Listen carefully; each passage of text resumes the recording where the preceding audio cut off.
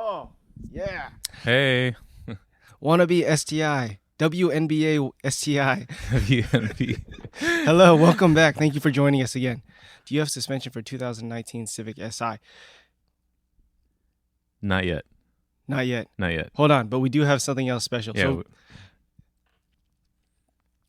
what day is it today? The 24th?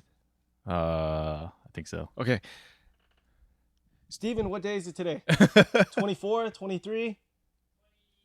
Okay. All right. Today's April 23rd. This is the Annex Suspension podcast. We are also on live stream on Instagram right now.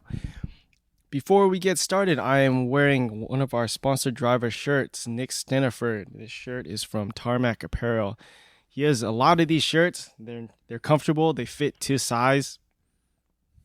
So make sure if you want one of these shirts, check out Tarmac Apparel, support Annex, support Nick. And if you want to be on Team Nick, also you can shoot him a DM. Ask him, Nick, I want one of your shirts. I want you also. All right. So thank you guys. The 8 people who are on live stream so far, we have something very special to show you before we ship these out. So Grant, what do we have behind us? Well, we'll probably mention this again, but I see Victoria and Rob joined. This is the production version of the Club Spec Pros for the 2008 generation Civic Si. So a lot of this product came directly from our experience working with Rob and Victoria. So appreciate you guys lending us your car and letting us do some development testing with your car. But this will be going out to a customer in the East Coast. ASP, and we're excited to get those out there. Ashby is Round Bar Fab on Instagram. I'm sure later on we can talk more about the product because people ask questions. But yeah, we do have those coils back there in the background, so we can dive into that a little bit later. Cool. The Driveway.us, one of our local shops. Thank you for joining us. Destiny the S2K says, I absolutely love mine. Well, I absolutely love that you love your set, Destiny.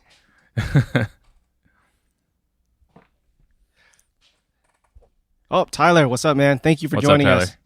All right. So, we got a Corolla-related question there, too. What is it? If I was to put a Ford 8.8 rear end in the AE86, do you recommend true rear coilovers or OEM style? So that's a very good question. That gold SEMA car last year actually was running a Ford 8.8, so you can follow him Rico's Way. He has a Ford 8.8 and a Beam. So how would you answer that, Grant? Yeah, I mean, true rear or divorced, it's kind of more like a preference. And we're talking, this is for an AE86 application. For you guys that don't know, a lot of people are torn between wanting to keep the OEM axle in the rear of the car, or upgrading to allow for more torque, like if you have like a beam swap or a V8 swap or something like that. So one common swap is to put a Ford 8.8 inch rear end, which is quite a bit bigger than the OEM axle. And I think for a lot of cars, if you're doing true or divorce, it really depends on if your chassis needs to be reinforced or what kind of driving you're going to be doing. You theoretically can get better performance with the true rear setup. But there are some drawbacks, like if the chassis is kind of weak there, you might need to make sure that it's reinforced a bit. And there's a little bit of tuning changes that are done on the compression side as well to handle that extra unsprung weight. So in a nutshell, it kind of depends on what kind of driving you'll be doing. If you are mainly doing canyon driving and don't want to get too crazy, I'd still recommend doing a divorce setup. If you're planning to race and are looking for like the most possible performance, true rear can help you get there for some of the reasons we talked about in the last live stream. So the gold AE86 at SEMA, Rico's Way, also our very good friend, he asked a question beforehand on our stories. And so thank you, Rico. And then if you want to make sure that your question gets answered, make sure on Monday the week before on our Instagram story, we'll have an option for you to write your question ahead of time. So if you wrote your question ahead of time, we'll guarantee answer it on the live stream. So Rico's Way asks, will you make suspension for 993 Porsche? Will you offer air cups? It's gaining popularity. We haven't done Porsche applications just yet. That is on the roadmap, and I think we'll probably start with a 996 first because I feel like that's a pretty underserved market. And I think the drivers got to match the demographic that we're typically looking for. So we'd probably start with that one. But if that one picks up and people like the product and they want more, we can definitely look into other applications. Now, as far as air cups go, again, this is something that we could look into if there's people asking us for it. But typically we design our products to be usable, out of the box. So I think if someone is looking to go really low and they want to have the extra clearance, then air cups can be useful. But a lot of our customers are more focused on having like functional ability with the coil. So like our fast road product, we'll usually set it up so the car is still pretty drivable coming in and out of driveways, and so the car won't look super slammed. And that's definitely like a target that we shoot for. So yeah, once again, if people are looking for air cups specifically, we can look into it. But right now, those are not on the roadmap. One of our other drivers that we support locally in the 8-6 Drive Challenge, Belter Matt. Can you be fast without ever playing sim driving games? I wonder why he's asking that. Yeah. So a little bit of context. Matt's one of the faster drivers in that group. And I am guessing from his question that he doesn't play Sims, although I know a lot of other fast drivers in the series do play Sims. So I this is just my opinion, Ezekiel. You can chime in on this, but I feel that yes, you can be fast if you don't play Sims. I mean, there's race car drivers that got fast before there were even Sims at all, right? But I think it will cost you more money to get there because Sims really help to get you, I'd say like 90% there in terms of maximizing your driving ability, and after that you do need to be in a real car to feel the nuances of grip at the limit. So I do think Sims help a lot. They personally help me a lot as a driver, and I don't have a ton of track time like all the other guys, but I feel like I hold my own when I'm out there. So I do recommend Sims, but it's you don't have to. I know some people will feel kind of like nauseous or they won't ever get a feel for the virtual car, and I know that can be difficult. But I found with just more seat time, you kind of start to pick it up, and your brain kind of switches a little bit to get used to that virtual driving. I think our pro FD driver, Jeff Wilson, says he's not good at sim. Yeah, so he's one of those guys that really, real world drives very well, but sim, not very good. Wannabe STI says, I'm terrible at simulators, lol. Yeah, I think... I think Tyler, I'm kind of surprised by that. Tyler also says awful at sim. Interesting. Yeah, again, Tyler's like a championship SCCA autocross driver, so that's kind of shocking for me, Tyler. Yeah. Yeah, I don't know. I think you should just like stick with it and get more hours on there. I think if people hop on, they feel a little discouraged because they're just not getting a feel for the car and they're always crashing and having to reset. It does take a while to get used to the virtual car, but I think if you find a good sim that has good physics, your brain will eventually morph to it. But that's just been my experience. I definitely recommend it if you can. Yeah, Gran Turismo.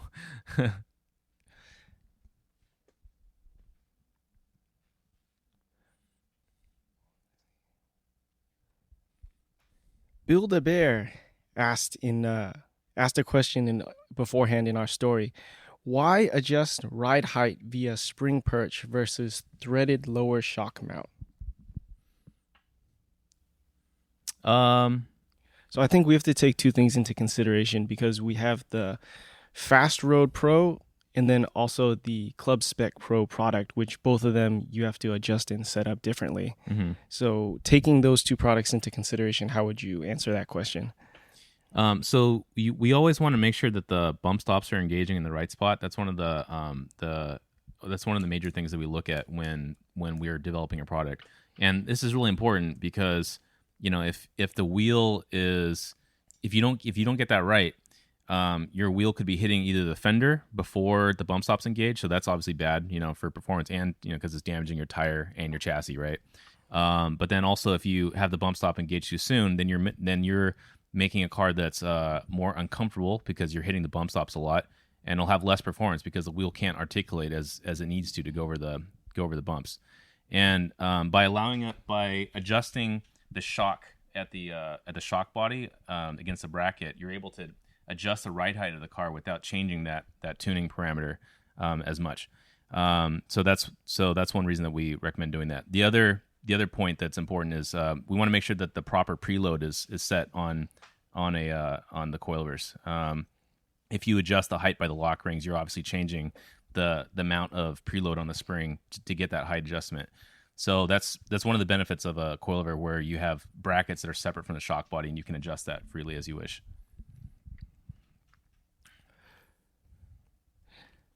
All right, it's pretty quiet there in the comments. Please feel free to shout us out a question, and we will answer it on the live stream. Oh, here we go. Thank you. Right on time. Wannabe STI. I feel like I'm learning so much by tuning into these live streams. Thank you, guys.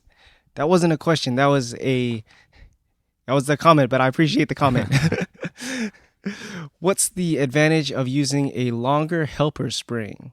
I noticed JRZ tends to use a much longer helper spring and shorter mainspring. Yeah, Rob and I were talking about this a little while back. But yeah, so you can think of using the helpers. So here's an example. So this is our club spec product, and the main difference one of the differences between this and Fastward Pro is we generally will include a helper spring on the bottom, and this is necessary when you start to get to a really high spring rate. So I'm gonna go in a bit of a roundabout way to answer your question, Rob. I just kind of want to give some people some more context on why we do this, and I think it'll be helpful to understand. But when you have a normal coilover with a more streetable spring, you'll get some sag when the car goes onto the ground, and basically as the car is being set down, the spring will compress a certain amount. That also allows you to have droop as the car raises up. So inherently, you're getting compression travel and droop travel when you have a little bit softer spring. Now, if you take that street-going spring and put in a race spring, which has double the spring rate or 70% of the spring rate higher than the street product, you can imagine that spring isn't going to sag when it gets put down. As the car gets set on the ground, it barely collapses, and so you have very little droop, and that does really bad things for performance, as you can imagine. If you're going around a corner and you're giving it throttle and there's no droop, that wheel is being picked up off the ground, so you don't get traction from the driven wheels, right? So one way, how do we solve this, right? What we will do is we'll add a helper spring here. Hopefully you guys can see that. And this is designed to collapse as the car goes onto the ground. So as you can imagine, as the car sits on the ground, this spring will collapse, and you're building in droop travel because the shock has already collapsed as it's on the ground. So when you go over a bump or you're cornering, the shock will extend, and you'll get some droop there, so the wheel can stick to the ground. So now, because we set the ride height by adjusting the lower lock ring on the club spec product, you need to have a helper spring with enough travel to allow the car to get into the ride height range that you want. So it's helpful if you have a helper spring that's longer, because it gives you more range of adjustment before you need to change the height of the mainspring to get the car to the given ride height. So it basically just gives tuners more flexibility when they build the product. So we sometimes will switch between different helper springs depending on the application. If we have one where we need to have more range of adjustment, or one where the motion ratio is such that we don't need as much, we'll pick and choose a helper spring that works best for that. Former Formula D driver and our very good friend and member of the Annex R&D team, Jeff Wolfson, 47, just joined. Are you at work right now, Jeff? Or are you still homesick? Hello, Jeff. Thanks for waving at us. We had another question that we just missed. Ruben Van Kopen, why is the bump stop part of the normal suspension travel? Shouldn't it work only in extreme situations? And I'd like to know this too, because I know we've had a 1 series and a late model 3 series in here. Yeah. And both, I vaguely remember you guys talking about how on those cars on the rear, they essentially ride on the bump stops all the time. The fronts did, yeah. Oh, the fronts did. So essentially all the time the fronts are riding on the bump stops. Why is that? Yeah. Yeah, so BMWs in particular, they on I think we started noticing it like on I'm gonna say like 2000 era and beyond BMWs. They typically will have a big bump stop on a factory strut and have very little travel actually. And I think they do this for packaging reasons. And it also allows, I think it allows them to get some better control of roll stiffness because the spring rate is more progressive. But a lot of it is because of packaging reasons.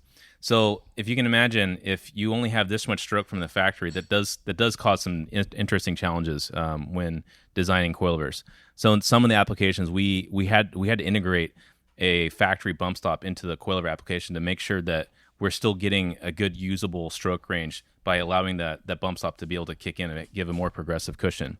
But in general, though, for most of the applications that we do, yeah, we don't want the bump stop to be a major part of the tuning, and that's why it's really important that we actually get the bump stop heights correct and the strokes correct to make sure that the bump stop is really only there to protect the wheel from digging into the chassis or providing a progressive cushion when a car is hitting a large bump. And we did quite a bit of testing with bump stops.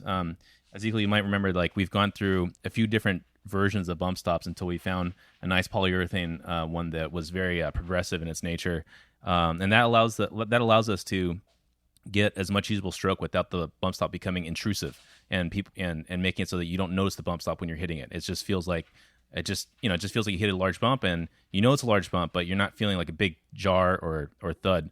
And I think this is something that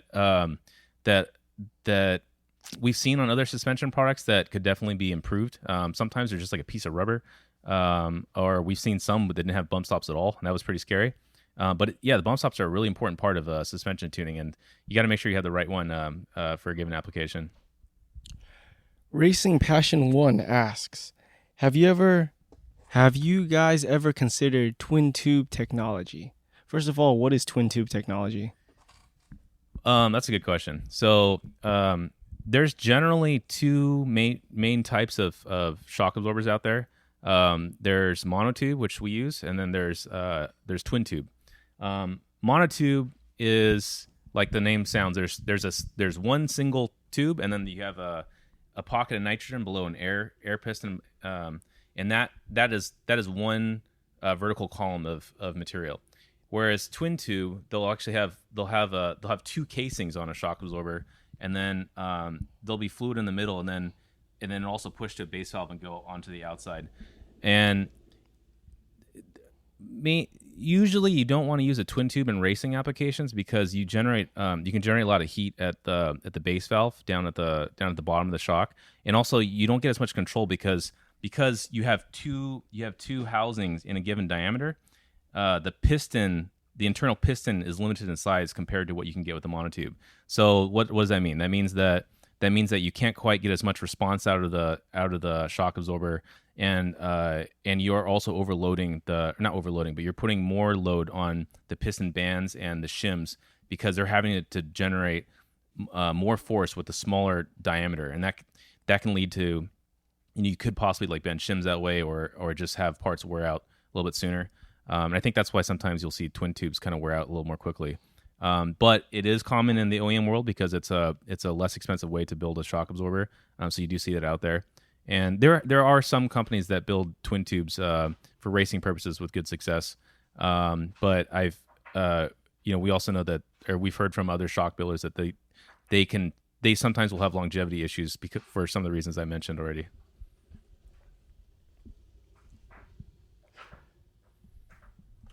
We have 9 viewers live on the live stream right now. Make sure you guys get your questions answered. Ask any question you want. It's pretty quiet out there. Racing Passion gave us a thumbs up. You're welcome, man. Ask us another question. We get it answered for you. All right. So Milo Crawford also asked us a question. Thank you for participating in the last live stream, Milo. He asks us, how's the business doing during these historic times? Actually, do you want to answer that one? Yeah, so business has been great. We've been shocked how great business has been during these times. I mean, So much so that we actually are having a hard time fulfilling orders with the all the what's going on, like the stay at home. We've actually asked majority of our staff to stay at home, and so yeah, we really appreciate your guys' support in all the orders. But just keep in mind, it's pretty much me, Grant, and one other guy right now because of what's going on, unfortunately. But I mean, thank you guys for all your orders. I mean, we're just slammed with work right now and Yeah, slammed with your guys' support. yeah, it's been really interesting actually. I think the whole industry, I mean, the whole world wasn't really sure how Corona was going to impact things, and I know a lot of people, a lot of other companies in the industry, including ourselves, figured that okay, if people aren't working and they're staying at home and everyone has to stay indoors, we need to scale down operations and and kind of slow things down. But quite the opposite has happened. It seems like people have more time to investigate parts they want to install in their cars, and we've actually been getting like a huge influx of orders that was pretty unexpected. So we're working really hard to get shocks built up and get R&D projects out. So it's yeah, I'd say we're definitely working harder than we would have before Corona. I think that's pretty easy to say. Wannabe STI asks, "What is your favorite car? What is your favorite car, Grant?" What is my favorite car? That's kind of a broad question. I think so. I'm gonna break it down into like two categories. I guess. Actually, no, it's pretty simple. I just like cars that are like fun to drive and they require a lot from the driver. So I guess two of my favorite cars currently are the AE86 Corolla. I've had a couple through my life, and I really enjoy those cars because they're really lightweight. They're really kind of hairy at the edge because they've got a live axle and they have a peaky four-cylinder. You have to kind of rev the crap out of to get the most out of the car. It's very mechanical and raw, so I really enjoy that thing. And then another car I have is a 911. Again, that car is very hairy at the edge. If that rear comes out, it really stays out, and you gotta keep the opposite lock on and give it a little bit of throttle to keep it in. So yeah, in a nutshell, I guess I like cars that kind of scare the crap out of me. One of my favorite quotes, I'm gonna misquote him, but Mr. Cosworth, the guy, Cosworth, the company, I think he's the one that said, "If you need forced induction, that means you don't know how to build an engine." And by that note is like, I really enjoy high revving NA, high strung engines. So anything that comes from the factory with that. So my personal favorite, AE86, but there's a lot of other cars that are in that category, like AP1 S2000. Yeah, anything you have to like really work for the power and can really like has a very high rev range and very minimal power band. I know that sounds terrible, but yeah, I don't know. I'm a glutton for punishment. I like those kind of cars. Yeah, that's like most Honda products, basically, right? Yeah, pretty much. Yeah. So somebody asked, "Oof, shots fired on my Subaru." You have to, wannabe STI. You have to understand, I was a Subaru tech for a long time, so I'll just leave it at that. I will say, as I've been getting older, though, sometimes I just want to chill and I just want to dip into the boost or the torque of a larger engine and just rock it out. Yeah, that can be fun too. And actually, it's been really cool doing R&D here because we've done such a wide range of vehicles. Like you really can experience a lot of different styles of car approaches. Yeah, anywhere from like really peaky cars to highly boosted ones. We get a wide range of vehicles here. Wannabe STI also says, "And Rob's future supercharger, haha." Oh, dang. Is that supercharger? What car is that supercharger going on? Should be for an S2000, right? But he has more than an S2000, right? Well, he has a Civic and the S2000, and I think Victoria has a Subaru. Okay. Wannabe STI, but I'm also curious on the E46 non-M. Perfect. Someone else asked that question. Okay. STK. Wow. Yeah. STK is getting supercharger. I think it's gonna be a beast.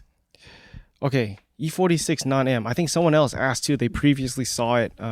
We had marketing on it or on the website, something like that. What happened to E46 non-M application? We did have someone that was interested in doing R&D for that. It got pushed a little bit on the back burner because we got some more pressing cars that we need to develop at the time. But yeah, we do have. I mean, if there's someone that's interested in a non-M E46, such as Franz, right? That's definitely an application that we want to look into. And it's actually pretty cool because some of our customers, when they experience the first product, they get really excited and they want to bring us more cars, and that happened recently. We're just finishing that E36 M3, and we're going to be delivering it back to the owner, Franz, and he also has an E46. I think it's ZHP. I think if I get that right. And yeah, he wants us to do R&D on that car as well. So I think we'll be getting that car sooner rather than later. Rico, thank you for joining us. Rico's Way. What's we up, answered Rico? your question. Thank you for asking us a question beforehand, but you showed up late. I'm sorry, Rico. I'm down the street working. Yeah, buddy. Says, I'm interested, but not local. Oh, for R&D. Yeah. Destiny, the S2K. Rob, S2000 Supercharger. It'll be there for R&D summer next year. Awesome. Oh, cool. Nice, man. Look forward to that. So, yeah, buddy says, so I've been waiting for the release. So, yeah, we've definitely got an interest in more older BMWs. So E46, E36. And I think that's kind of a lot of what we talked about last time is that people are going back to these more analog cars just because, you buy something brand new and it's like, what can I really do with this without messing with all the other vehicle systems, right? Yeah. I mean, if you guys don't know, BMW has some like really stuff you would think would be purely mechanical, like sway bars are actually like there's active sway bars where there's pneumatics in the sway bars. They're like disconnected and stuff. Yeah, and if I put on if I want more oversteer, I put on a bigger rear sway bar. What's that do to the body control module? What's that do to the powertrain control module? Oops. Yeah. Yeah. I mean, I think people not only do they want to get away from those digital like devices, but I think people are just really craving a raw experience. At least the customers that I talk to. I just drove the E36 M3 to work after I did a final road test, and car has power steering. It's got a gearbox with a lot of feel, and the throttle is using an actual cable rather than drive by wire. So yeah, it's just a lot more engaging. I think there's been people that have been really missing that. I think we really embrace technology. Because you get better gas mileage, you get more power with the smaller engine. It's better for the environment, and those are all good things, right? But I think when it comes down to like real car enthusiasts, we really kind of miss that rawness that comes from the car. I know I certainly do. I definitely want to get back into driving an old school car, at least on the weekends, because I'm really missing it. But luckily, there's R&D cars that we get to drive here that kind of, distract a little bit. Soul Research will get you your question answered right now. But yeah, buddy says, I think you guys have a good market positioning because the current market options for E46 non-M isn't promising for track use. Oh, yeah. I'd like to hear more about that, actually. Why you feel that the current offerings aren't promising for track use. And the reason is we are kind of learning about the BMW market anecdotally. I've had an M3 in the past. I had an E46 M3, and I liked that car quite a bit. But I was so busy at the time, I wasn't like modifying it, so I didn't know exactly. I didn't know about all the parts offerings that were out there. My car was relatively stock, but yeah, if you could shed some light on what you feel is missing, we'd love to get that input. Because whenever we do an application, we try to see what the market's looking for and what we can do to make the best possible product for those customers. Yeah, buddy. Thank you so much for participating. Send us an email. What's the best one? Grant at Annex Suspension? Yeah. Grant at Annex Suspension, because our DMs get flooded, and the phone will probably ring in a second. The phone's always flooded too. So yeah, buddy, thank you so much. Send Grant an email. Wannabe STI. Yes, the E46 non-M don't really have too many aftermarket options from what I've heard. Okay. Most options are for M3, but they're usually stance options. And to be honest, like those older BMWs are pretty tricky to design for compared to like a lot of the Japanese cars that we've done. The BMWs from the factory tend to have a lot of I'm blanking on the word. But they have a lot higher ride frequency on the back. flat ride. They have a lot of flat ride built in, and so it makes it difficult to build a coilover suspension that gives you good ride quality as well as like optimal handling balance. And I think they do this because they can get the most out of the car that way, but for the aftermarket, you do need to do additional steps of R&D to get the best results out of it. And frankly, I think it's hard for a lot of companies to do that. So we do see that as an opportunity where we can kind of fill in and bridge those gaps. Yeah, buddy, that is correct. Grant at annexsuspension.com. Wannabe STI says, I agree. So I assume if you're making coilovers for stance, that takes a lot less R&D. Yeah, I mean, it just needs to go low, right? Especially, right? Yeah, low is the only thing, which this is very unfortunate. Yeah, I got to tell you, if you're not worried about ride quality, stroke, durability, making coilovers for cars is a whole lot easier. I got to say, those three things I just mentioned take a lot of our time to get everything just right, and it's those little details that we look forward to challenging to solving those challenges. It's been a lot of fun. Our very own Tyler asks, Fast Road Pro versus coilover sleeves, and he put in parentheses ground control. How do you feel about that? Well, that kind of goes back to what we're talking about with the having adjustable height coilovers with brackets versus just having a sleeve. Wait, 1 second, sorry. Rob says, Destiny the S2K makes me wonder what spec E46 runs, considering they're all 330s. And Buddy says they all run Ohlins. Oh, okay. Yeah, cool. or Moton. Okay. Interesting. Yeah. Okay, so sorry to cut you off, but when I think coilover sleeves, I don't think of a term. I think of a sound. Yeah, me too. And that sound is a couple sounds actually. Clunk clunk. Or clink clink clink as you're turning, right? Yeah. So go ahead. Yeah, I mean, I don't know about you guys, but I definitely remember in like the early 2000s there weren't like a lot of good coilover options, and sleeves was like one of the methods that especially people on a budget like myself at the time, like we would try that to get adjustability out of the suspension, but we quickly learned it leaves a lot to be desired. When you have just a spring on a perch like that and you don't have a radial bearing or any fancy stuff like that. For starters, when you're turning the wheel, you might feel there's extra friction and hear some noises because the strut's trying to turn, but that spring is remaining captured at the top and is rubbing on the bottom collar, and that's so sometimes you'll hear like a clink clink clink noise as you're turning the wheel, and that gets old really fast.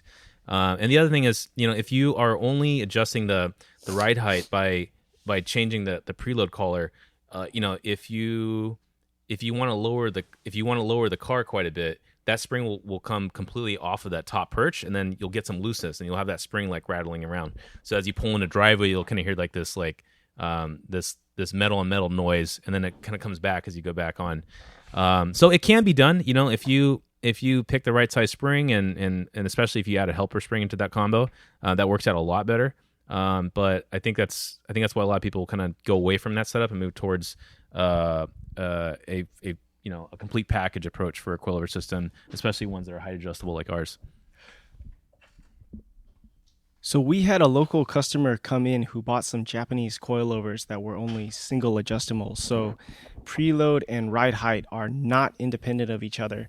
And for as low as he wanted to go, the springs would be completely not captured. So he needed to buy some helper springs separately from us. Oh, yes. So we have a lot of springs in inventory, different lengths, different spring rates, different helper springs. So we are, just so you guys know, we're selling those independent of our kits. So that's another offering from Annex. If I want just like helper springs for my existing coilovers, if I want to change spring rates and I need a different rate or a different length, how am I going to purchase those? Best thing is to send us an email. You can reach us on our contact page or info@annexsuspension.com.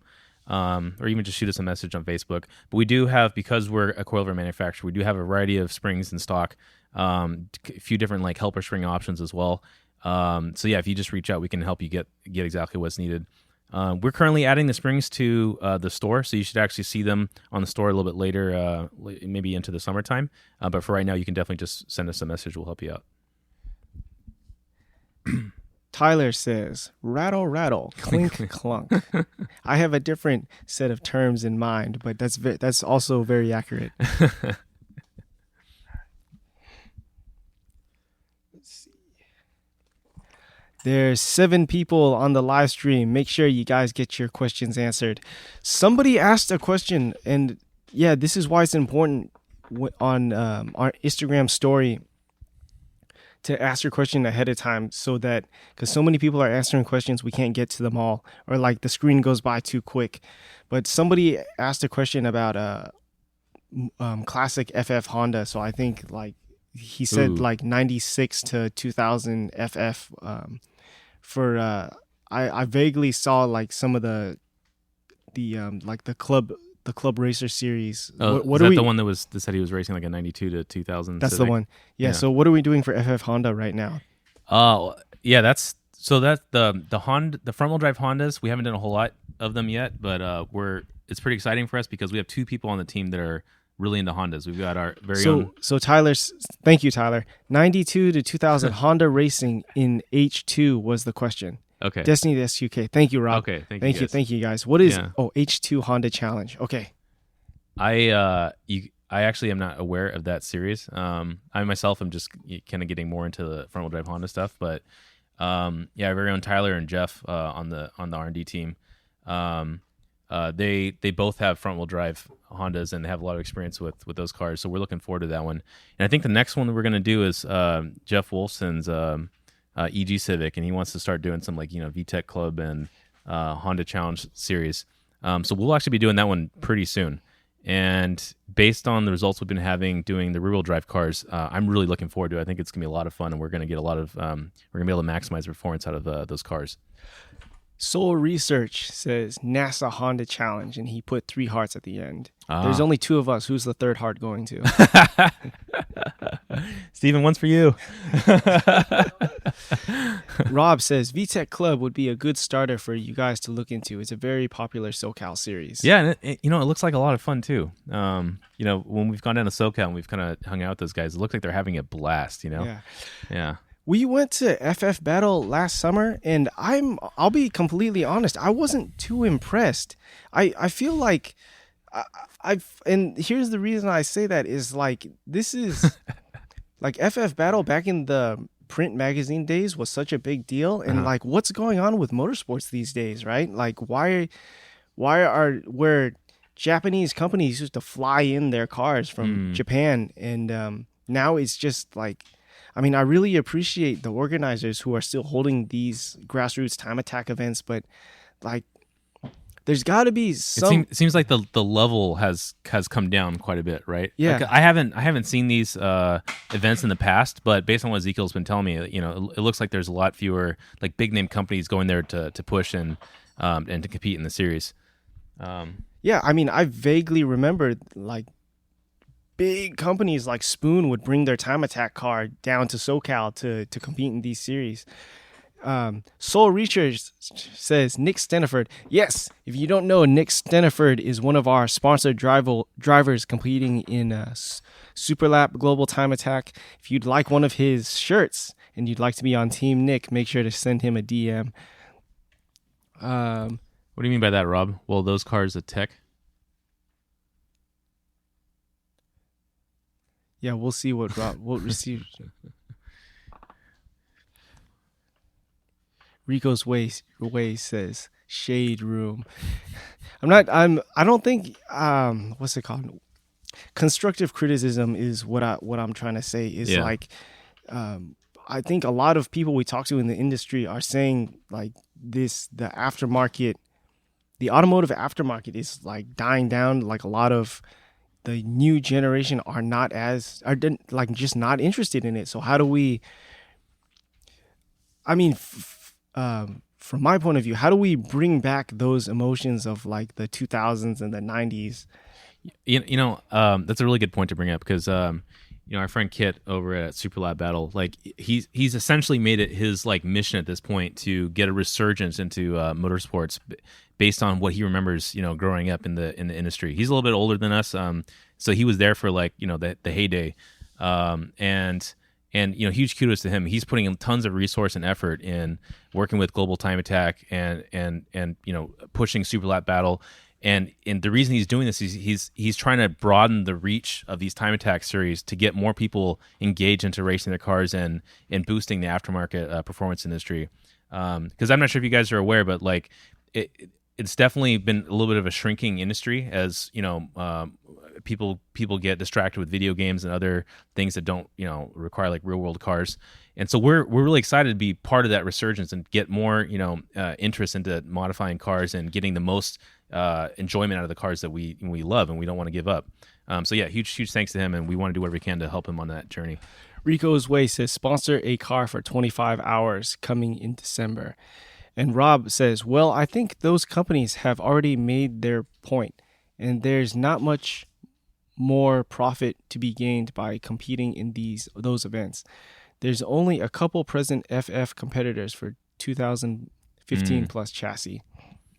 Yeah, I mean, Super Street put on FF Battle, right? Mm-hmm. We know that it's been harder for them to get people to buy magazines, right? Especially in the digital age. So if there's fewer people like reading the content, there's gonna be fewer bigger companies that want to get involved. And we got to do what we can to like support these companies that we love by sharing their content, commenting on their content, getting eyes onto these companies that really help to boost our industry and get awareness for our industry. All the 90s cars, Rob says, Destiny the S2K, all the 90s cars are budget friendly, which is why it works for grassroots. However, for big companies, they have already proved their point 10 plus years ago. Yeah, that makes sense. Yeah. There's like Spoon is already a legacy brand. That totally makes sense. There's no reason for them to bring out an EG Civic to a grassroots event. So yeah, that totally makes sense, Rob. Yeah, and also we see bigger companies circling back and coming out with products again for these older cars, like like Spoon has that really awesome EG build that they're doing in Japan, right? Like doing like a complete tear down and overhaul, like the best possible build you can for an EG Civic. And like that's surprising to me because I thought those days would have been gone a long time ago, but it's quite the opposite, right? Like these companies are spending a lot of resources to build up these cars that were kind of forgotten about for a little bit, and now it's coming back. And I think it's pretty clear that the industry is recognizing that people still love these old cars, and they're starting to put more support into them. And also that could be because people are not modifying these new cars as much as before. So they're probably looking back to see, okay, where else can we develop products and push the bar forward, even if that means going back into the past and bringing that back again. Being a Corolla guy, we see that with a lot of Japanese companies too. So personally, Impulse and Carbon Junkie in Japan, where you can get full carbon panels for essentially an obscure submodel of Toyota Corolla, right? That car was only out for us for 3 years, and there's probably a more important question to answer besides that. So yeah, buddy, what about Grid Life? I think I saw Annex in some Grid Life videos, which were great. How are you gonna not remember? It was us two in those videos, man. I'm joking. Yeah. Grid Life. That is a series that we wanted to get more involved with. Obviously, Corona has made things a little bit different here, but we've got a couple of drivers that we've been working with. Shout out to Nick Romano. I know he was looking to do some Grid Life stuff. We've also been talking with Jackie Ding to participate with his program for Grid Life. We're really interested in working with some more grassroots or up and coming drivers and helping us to get to let the world know what we do here, but also to get more feedback racing, whatever type of the environment is, so we can keep enhancing and improving our product, with more and more experience. So we're really looking forward to it. Yeah. Destiny, the S2K, I think that's all for the nostalgia. Never forget where you came from mentality. Yeah. I agree Rico's with Way, track will come back as electric and autonomous cars become the norm and will no longer afford to drive a combustion car. Yeah. Want to be STI. Oh, sorry, you guys. Too many participants. Yeah, buddy. Sorry if I missed a point, but partnering with YouTubers can expand your reach and influence in the community. Completely agree. Yeah, totally agree. So if you know someone who's big on social, a social influencer, and then also like legitimate out there for the culture and the community, please give us a shout about who would be like a potential partner for us. Yeah, it's actually challenging for us because we have a certain type of customer in mind, and that's someone that's like a little bit more mature. They've installed different coilers and they know they want something better. But a lot of these people are usually really busy living their adult lives. They might have a family, or they're really busy in their careers, and they're not the ones that are making as much content. So we actually found that although we really want to work with those people on YouTube, it's a little bit harder for us to find them versus other people that are making I don't know the right way to describe it, but content geared more for people that are more into like show or flashiness of the car. There's a lot of content creators in that category, but we really want to find people that kind of fit our ethos better. And so if you guys know anyone that you think would like to work with us, we're all ears. We'd love to hear from you guys. Rob says, get me a Jackie Ding signed sweater. I really wish I could, man, but if you saw that Jackie Ding podcast, it took us 2 days to track that guy down. Jackie's a really popular guy. Like I can't imagine like nonstop people were after like trying to get his attention. Like I don't know how he has the energy for it, and like great attitude all day, and then plus go drive too. I could not believe it. Let's see. Yeah, buddy. I don't know them, but Gears and Gasoline would be good to reach out to. They know what they're doing, and they're very motorsports focused. Oh, yes, that's a good one. I have heard of them before, Gears and Gasoline. Yeah, we should consider that. Thanks for the suggestion. Thank you. Yeah, buddy. Rico's Way says, who? Jackie Ding. Yes, want to be STI. Jackie is too fast and too furious. Yeah, Jackie's a great guy. We've been talking with him more and more recently, and he's a lot of fun to talk to.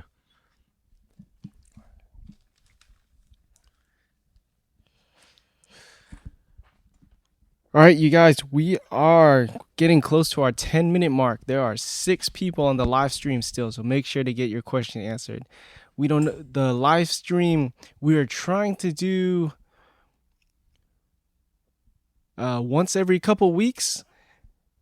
So live stream doesn't happen too often, and who knows, we might get so busy that we can't live stream that week. So yeah, make sure to get your questions answered. Rico's Way, have you been to a 25-hour? Spoon attends every year. No, I never have. This is 25 hours of Thunder Hill, right? Is that right, Rico? You're talking about 25-hour Thunder Hill?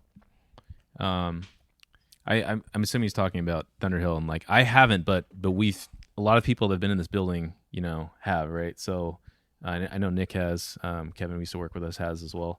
So that's one part of the NorCal Motorsport activities that I haven't seen yet, but I'm looking forward to it. Yeah, if Spoon attends, I guess if big companies like that attend, I guess we have to make a trip down to 25 hours. Well, I just hear it's extremely cold. Oh. I don't think it gets that cold in California. Not like East Coast cold. Like it's not snowing, right? I think it might have snowed once. Like at Thunder Hill? Yeah. Oh, man. I think it gets really cold.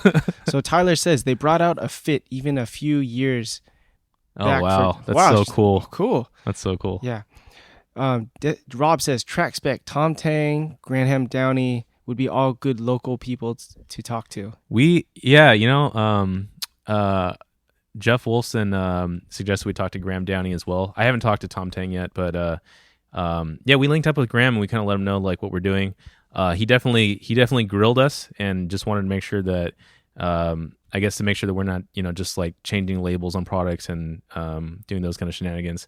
But yeah, we had a great time talking, and I really look forward to seeing if there's opportunities for us to work together. And he seems like a really cool guy, super smart, amazingly fast driver. Definitely a huge resource for the NorCal motorsports and community.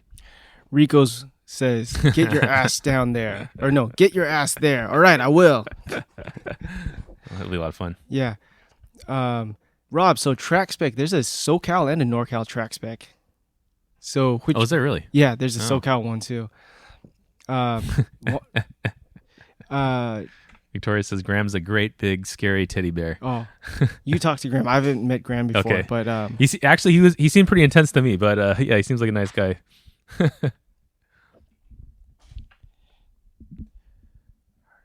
right. Peace out, Rico. Peace out, Thank man. you for participating. Oh, Wannabe SDI says the NorCal track spec.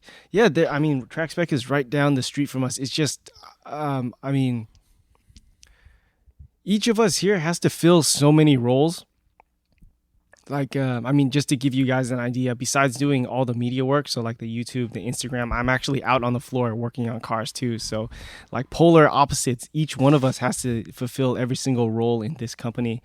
And so we are trying to actively look for more people, more like quality people to join the team to do stuff like reach out to local shops. Rob says Graham is definitely a straight to the chase kind of guy. Yeah, I totally agree. Yeah. Like I think when we interacted, we actually met at Buttonwillow. I think it was for Global Time Attack in October, and yeah, I just went up to introduce myself, and like he's like, "Oh, hey, yeah, I'm Graham," and then he immediately started like peppering me with like really technical questions to very quickly like weed out like if he thinks we're the real deal or not. And I just remember just like being peppered and bombarded by these questions, just rapid fire, giving responses. And then after that, he's like, "Oh, okay, you guys are NorCal? All right, cool." Yeah. And then yeah, we talked a little bit afterwards, and I was looking for some parts for a project. But yeah, it definitely seems like a super smart guy and a huge resource to the community here. Sunvo is part of TrackSpec. Sunvo, do you know who that is? Is like Sun his Asian name and then John is his American name? Because I know John Vo from TrackSpec. I've been to the shop before, and like John's like a great friendly guy, and the shop is meticulously clean and yeah. TrackSpec. Shout out to TrackSpec. Let's see. Oh yeah, that's right, because Rob was there. Oh, I felt like I was witnessing an interrogation.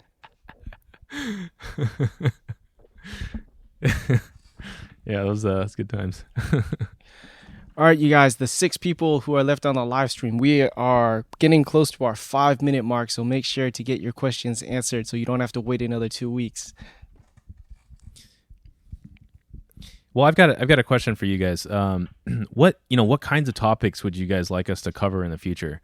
I think we can try our best to answer like a variety of topics, such as like chassis setup, general racing, setup tips that we've learned while working with our drivers. More of the nitty gritty on how shocks are built. Business questions. But if you guys have any input, like we can definitely kind of steer this towards certain directions if there's something that's interesting to you guys about suspension or business in general. What do you guys want to know? We were happy to talk about.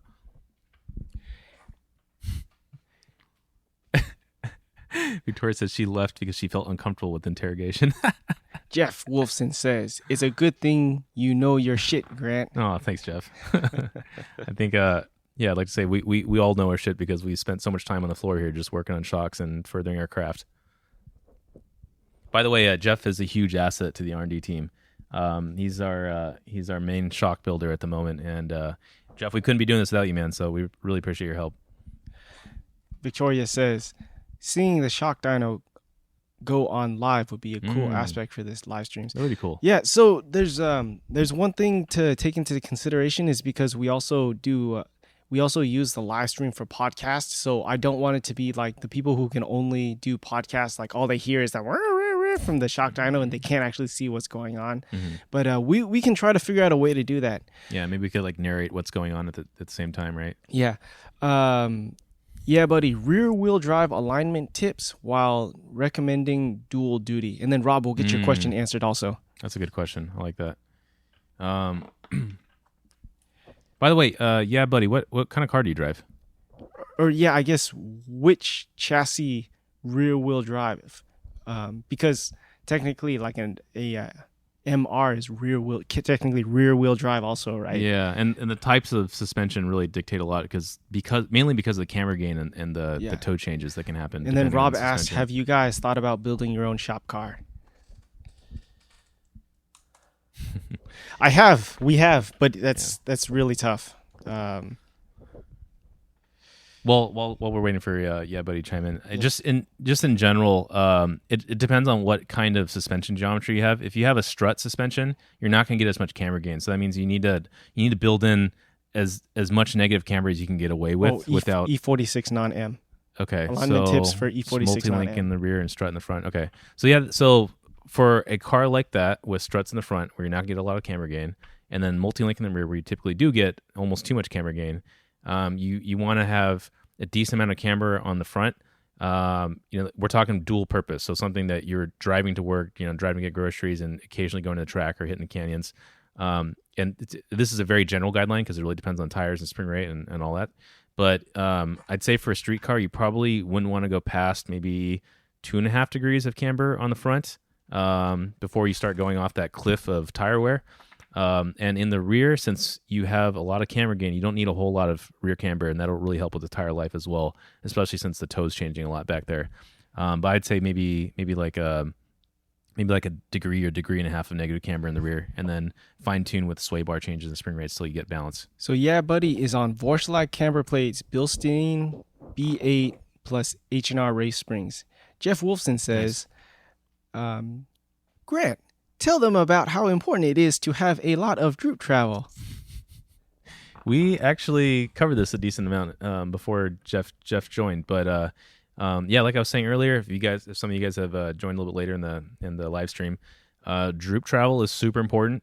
If you can't keep that inside tire on the ground because your shock isn't extending enough, you're going to pick up and get wheel spin. Actually, we learned this really clearly how important this is on the drive wheels with Rob's Civic. Rob brought a Civic in here with some off-the-shelf coilovers, and I remember on the test drive, and he's got a pretty crazy engine setup on there, so it's a lot faster than a stock Civic Si. 2000, I think it was 2006. Correct me if I'm wrong, Rob. But I just remember taking an on-ramp on the test drive to kind of baseline what the car was driving like. I remember hitting this bump, and we're not talking like a big bump. We're talking like a bump maybe this big. I was probably going like 60 or so. I'm on the throttle. I'm turning. As soon as I hit that bump, it's just wheel spin city, just and no traction for a split second, and the car kind of washes a little bit to the left as I'm turning right, and then that makes it really clear how if you have a stiff spring rate and you don't have enough droop, you're going to be getting that, and it's super obvious on the driven wheels. Imagine what it's doing on the wheels that aren't being driven, and you don't even know that's happening. You're just losing that grip, right? So to solve that, one of the things we did was we made sure we had a lot of droop travel and shock stroke on the shock, and we coupled it with the helper spring on the front strut, exactly like this guy here, just maybe some different colors, as this is the production model, and that helped tremendously. And I think a lot of that corner exit traction loss has been resolved, combined with some of the valving we've done. Rob says 2007 Civic Si sedan FA5. Oh, there we go. I was going to say it was night and day difference with the addition of the amount of travel to the front. Awesome, man. I'm super glad to hear that. And on that bombshell, we will have to close the live stream. Thank you guys for participating. If you did not get your questions answered, make sure to ask us questions in our Instagram story beforehand so we get all your questions answered. Yeah, thank you guys again for participating. And then do you have any last words? Yeah, no, I mean, this has been really fun for us. If you guys find this to be informational, entertaining while we're all in our quarantine mode, please let your friends know that we're doing this on Thursdays at 1:00 when Ezekiel releases the scheduling for when we do that. But this is a ton of fun. We want to keep it going. So yeah, please help spread the word. We want to get as many questions as we can from the public and just do what we can to kind of share what we've learned. 20-second warning. Victoria, thank you also for participating. And yeah, thank you so much, guys. All right, we'll see you guys next time. All right, bye.